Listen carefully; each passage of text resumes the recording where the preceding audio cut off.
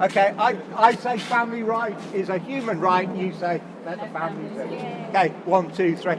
Family life is a human right! Let the families in! Family life is a human right! I'm outside the Home Office in central London, where a group of around 30 to 40 people have gathered on the pavement near the entrance. They've come here today to protest against the UK's current family migration laws. The protesters say the policy has divided their families across continents, all because of the money that they earn and the passport that their partner possesses. So today's the 9th of July 2015. It's the third anniversary of when these rules were brought into force. It's a very significant day because for many people it represents 3 years of suffering under these rules, 3 years of being separated from their partner or their children or their parents.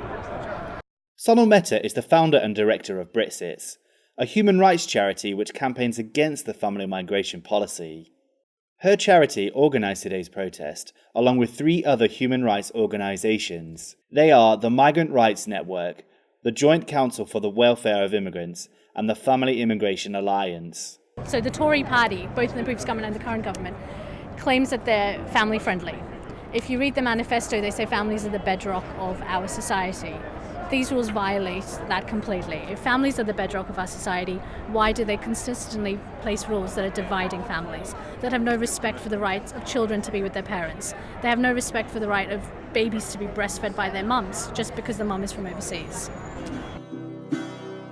Come on, skinny love, just let's sing it. I'm Ben Coles, and you're listening to Families Divided, a documentary on the UK's family immigration laws.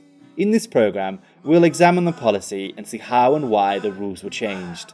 We'll look into the court challenges to the rules and see why the people who are affected by the new policy say it is a breach of their human rights.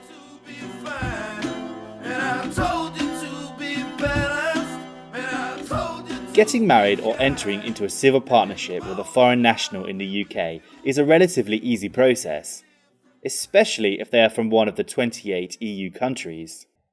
However, it is more complicated to settle down with someone whose passport was issued outside of the EU, the European Economic Area, or Switzerland. That's because, back in 2012, the previous coalition government made several changes to Labour's family migration rules for non-European spouses. What they introduced were new minimum income requirements that British people must earn before a foreign husband or wife can join them in the UK. The base figure is currently set at a salary of £18,600, but if the couple have kids, then that minimum figure increases to £22,400 for one child and an additional £2,400 for each child after that. So a family of 4 requires a minimum income of at least £24,800 from the Brits alone, as the foreign partner's income or potential income is not actually taken into account. So what were the government's reasons for making the changes? If you cast your minds back to the 2010 general election, you might remember that the Conservative Party pledged to reduce the country's net migration figures down to the tens of thousands. They plan to do this by placing new restrictions on the work, study and family routes that non-EU migrants can legally take into the country. In an interview on the BBC's Andrew Marr show back in 2012, the Home Secretary, Theresa May, explained the aim of their new family migration policy was not only intended to reduce net migration. So we've already looked at non-EU economic migrants, we've already looked at student visas and settlement, and now we're looking at family. And this is not just about the numbers, though, in terms of family, because we think it is right that somebody who is wanting to bring somebody into the UK to join them as a spouse or a partner should be able to support them financially and should not be bringing them in on the basis that they're going to be reliant on the state. Family life is a human right! Let families in! It is the minimum income thresholds and the language used by the government to describe their foreign spouses as a burden on the taxpayer which has ignited the ire of the families affected by the rules. A few days before the protest outside the Home Office, I spoke with a Policy and Campaigns Officer for Migrant Rights Network, Chai Patel. Well, from our point of view, the government doesn't need to do anything except get rid of these new rules. There's no evidence at all that the old system was causing any problems or was causing any drain on the taxpayer or on the state.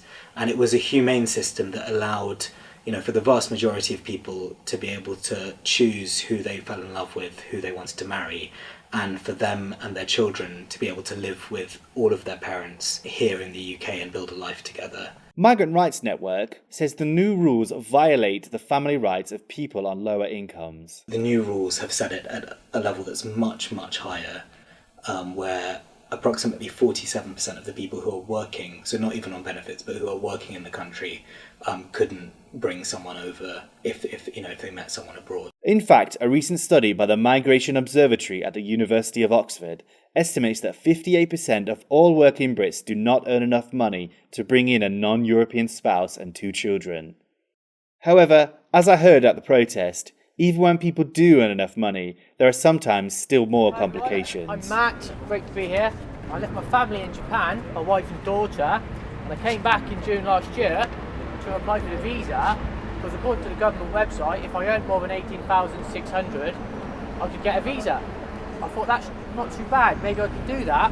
I was working self-employed, earning above £18,600. I contacted Home Office and they said you won't get a visa because you're self-employed. So I spent thousands of pounds on my own money, going to college, getting better qualified as an electrician. I got a job with a contract, earning well above the threshold, and I was told I wouldn't get the visa, so I didn't have 6 months pay slips. I went back to Japan. I grabbed Matt after his speech. So how does it feel right now to be outside the Home Office where someone in there is the person that rejected your application? How does it feel? Is that one of the reasons why you're here today? Yeah, of course. I'm here for myself and for everyone else, because obviously there's so many children that are basically living in broken homes. We're quite fortunate in the fact that we can go back to Japan, but I understand that a lot of other people, because of where their partner comes from, they can't necessarily go to that country and their child has to live with one parent. I don't see that's right.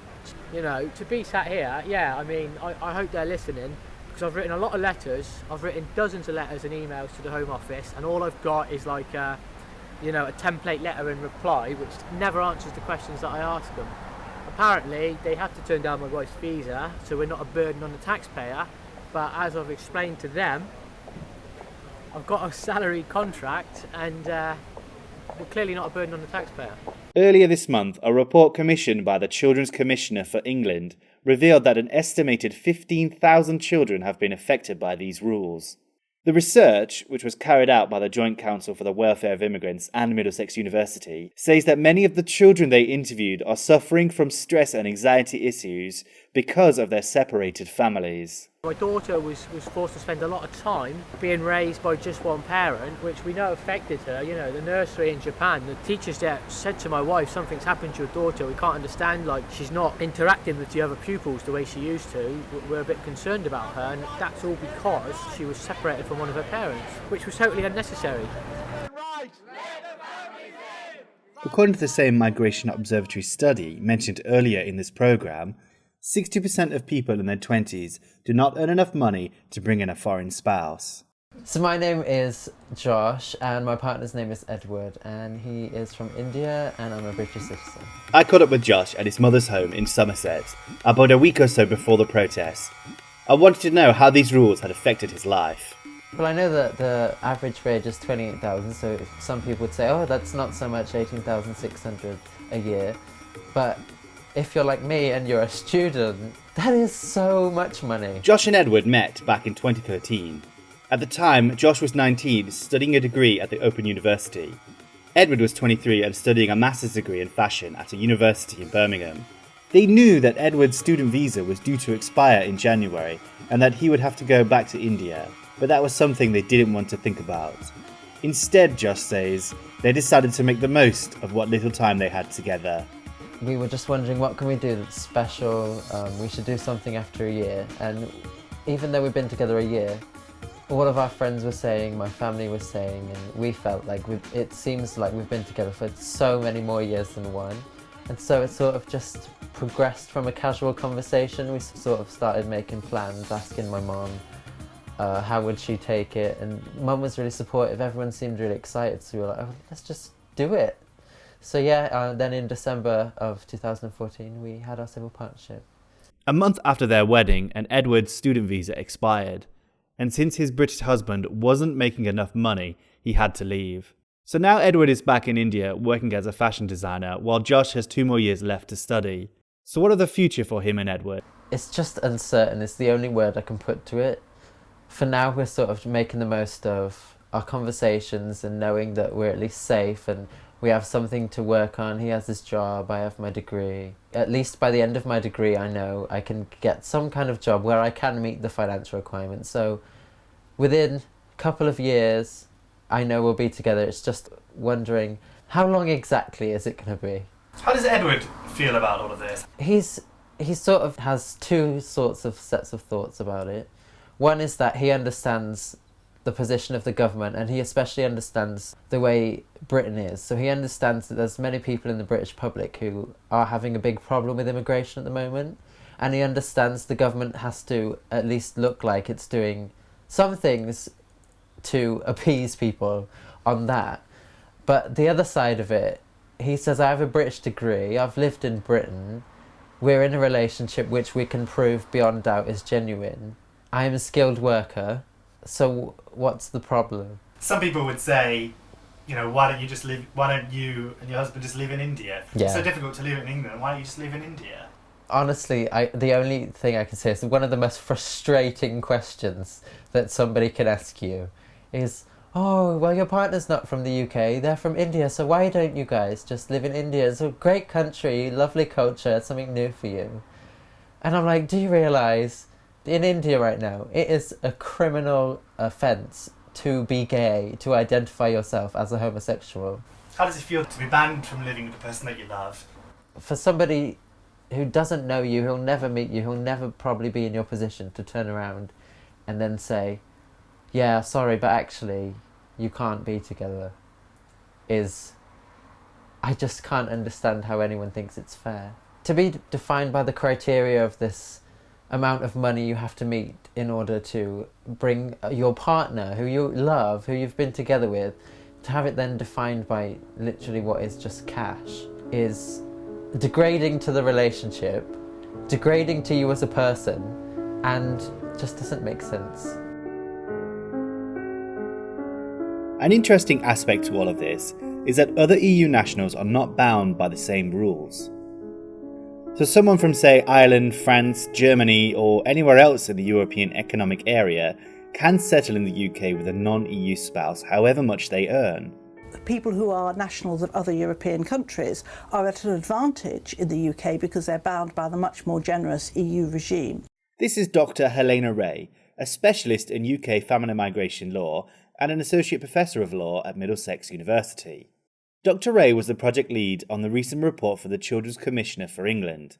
She also co-authored a report on the impacts the policy has had on families for the initial High Court judicial review, but we'll have more on that later. For now, I asked her to explain why EU citizens are not bound by the same UK rules. All EU citizens have the right of free movement throughout the European Union for work or for self-employment or for short-term visits. And they also have the right to be accompanied by their family members, including their spouses. And this is a very permissive regime compared to the domestic laws of the UK and of many other member states as well, because the purpose of the rule is to facilitate free movement, and therefore the whole impetus of the law is to remove obstacles to the exercise of free movement rights, including, for example, unnecessary restrictions on family reunification. Now, it is because of this more permissive regime that there is a way for families to settle down in the UK, even if they earn below the minimum threshold. But it involves living and working in another EU country and applying for what is called an EEA family permit. Once this permit has been granted, the European law trumps British law and the couple is free to return to the UK. This method of entry has become known as the Surinder Singh route, or the SS route. It gets its name from a European Court of Justice ruling back in 1992. The Court of Justice has held that if, after exercising their free movement rights in another state, they wish to return to the UK, to then prevent the entry of that family member would be a disincentive to exercising those rights in the first place, and therefore national governments are obliged to extend the effect of these EU laws to their own nationals who have exercised their rights abroad and come back into the UK. Hi, Rosalind. Hi, how are you? I'm good, thanks. Are you? I'm all right. Yeah, I'm drowning in bureaucracy and paperwork. You're listening to a conversation I had with Rosalind over Skype a few months ago. Roz is a British citizen who, at the time of our conversation, was living in the Czech Republic with her Thai wife Arti and their twin daughters. I moved to Thailand in 2009, supposedly for a couple of years of sort of hedonism and selfish living after my first marriage broke down. It didn't turn out that way. I met Arti about 2 months after I arrived. When they met, Roz was an English teacher and Arti was a top chef. About a year after that first meeting, they were living together in Bangkok. As the years passed by, the couple finally decided to get married, have children and move back to the UK. When was the first time that you heard about the regulations? I was pregnant, but I hadn't had the twins, and I was really devastated. I cried and cried and cried.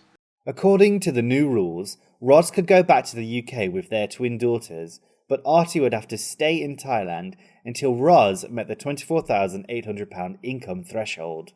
And so what challenges have you had to face? You know, I can't stress enough, if we'd had any kind of warning about it, then we would have done things so differently. I mean, I don't regret having the children at all, but I definitely would not have gone through fertility treatment in Thailand to then be stuck. It feels like you're being strangled when you're told basically you can't go home unless you leave your family behind. That's how I felt. I felt like once I knew that I couldn't go home, I just had to get out. Roz believes that had she left Arti in Thailand while she went back to London with the kids to look for a job, then she would have cost the taxpayer more. I don't think I could have earned the $18,600 very easily, because I would have definitely had to work part-time or spend all my salary on childcare, and I would have been burnt out. So I may well have asked for government assistance in tax credits and whatever it is. So, you know, I could have worked part-time and then got loads of money from the government instead of working full-time. Roz found that her only route back to the UK with her family intact was via Europe and the SS route. So in July 2014, Roz found a teaching job in Prague and the family moved over there to begin their journey home. We've had some real concerns about how the policy is implemented, because for me, if you're on an £18,600 income, then it doesn't matter who you fall in love with. Speaking here is David Hansen, Labour's shadow immigration minister. I spoke with David after a committee meeting in the Houses of Parliament on the family migration rules. I asked him to explain his party's position on the current policy. The basis of the government's view is that we need to reduce net migration, and that therefore people need to be prevented from coming to the UK unless they can afford to live here. Now, that is a fundamentally wrong premise in my view, because what the government needs to do is to look at the ability of people to have a proper relationship. And if people can support themselves in the UK, if people are able to do that, then that should be the basis of that relationship. And at the moment, the government's view is still that you can't come in via a normal route. So we do have a situation where we've got split families, split relationships, and where the government are encouraging that from a party that's supposed to support family life. David says that had Labour won the general election this year, his party would have reviewed the £18,600 figure down, though he was unwilling to say exactly what that new figure should be. I've never settled on a figure in opposition. I haven't settled on a figure now, but it seems reasonable that if you earn the minimum wage, you should be able to at least enjoy the same fruits of love as if someone who doesn't. While David Hansen seems to suggest that the level should be set at the minimum wage, Natalie Bennett, the leader of the Green Party, does not agree. I also caught up with her straight after the meeting. Can you just tell us what the Green Party's view is of the family migration policy at the moment? We were hearing in there about children who can't live with one of their parents, couples who can't be together, and also about the broader impacts on grandparents, on brothers and sisters, on whole families that are literally rent apart by the rules. And what I was saying and what Green Party policy says is that this should not be based on money. And there were some suggestions in there that maybe we should make it the level of the minimum wage or something like that. But I think very simply, if you're British, you should be able to live in your own country with your spouse or partner and or children. That should simply be a right. Migrants' Rights Network had organised the committee meeting and invited representatives from across the political spectrum to speak with the families. Labour, the Greens, SNP and the Lib Dems had all sent someone there, but I really wanted to speak with someone from the Conservative government. So I reached out to the Home Office, the Home Secretary and the current Immigration Minister, James Brokenshire, for an interview, but they all declined my requests. They did, however, send the following statement. We welcome those who wish to make a life in the UK with their family, work hard and make a contribution. But family life must not be established here at the taxpayer's expense. That is why we established clear rules for British citizens looking to bring their non-EU spouse into the country, including a minimum income threshold based on advice from the Independent Migration Advisory Committee. These thresholds reflect advice from the Independent Migration Advisory Committee on the levels of income which means a British family generally ceases to be able to access income-related benefits. So it is a level at which we can reasonably be assured that the UK sponsor has sufficient means to support themselves and their foreign partner and children independently. The policy has been tested and upheld by the courts.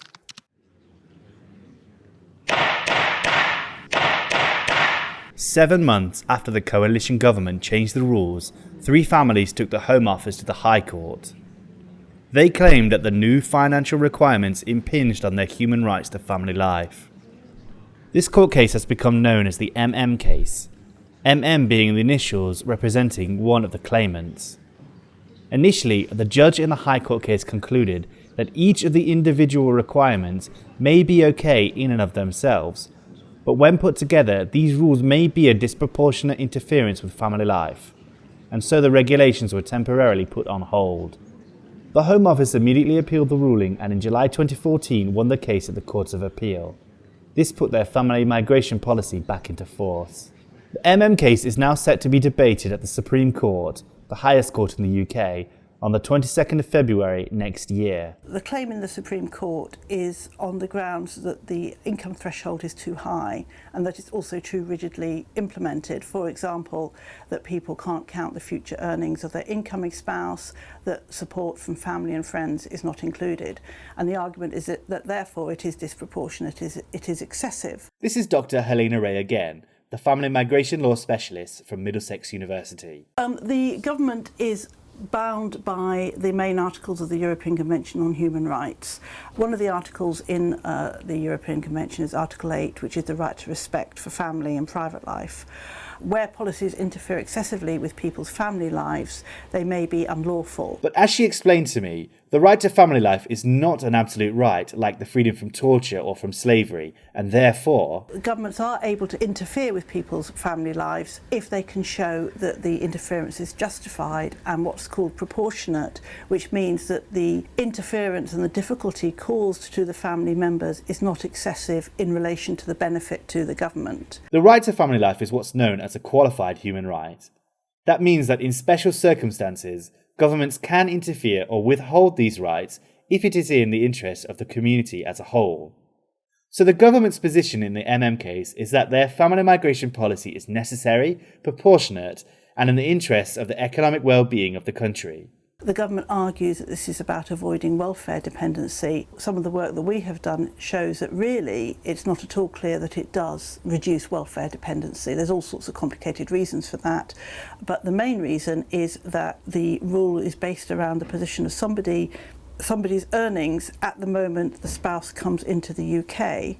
When the spouse comes in, the position of the family unit is bound to change because the spouse will be working, and therefore it is actually less likely that the family will claim benefits. For those that don't meet the minimum income threshold, the Supreme Court case represents a potential flicker of hope.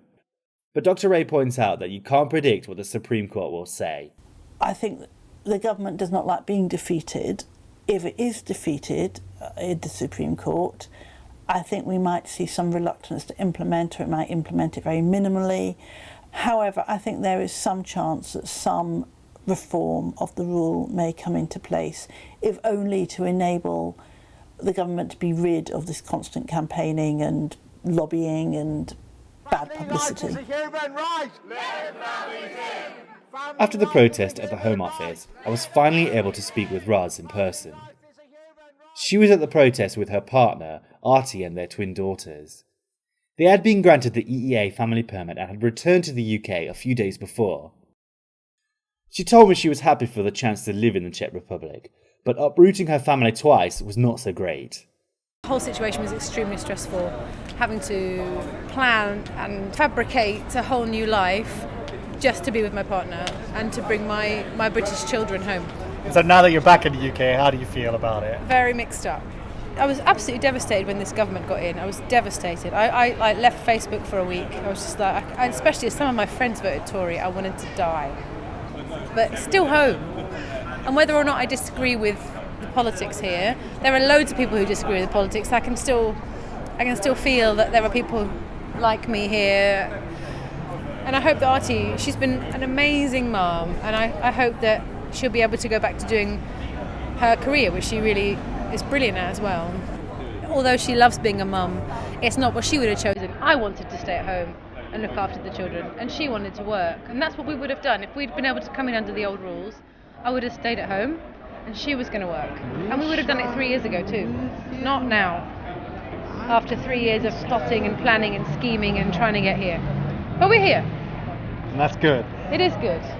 All right, great. I think that's it. Direction leads me away. And so those who want to bring a foreign partner into the UK will have to earn at least £18,600 or take the SS route through Europe. My name is Ben Coles, and this has been Families Divided. Thank you for listening.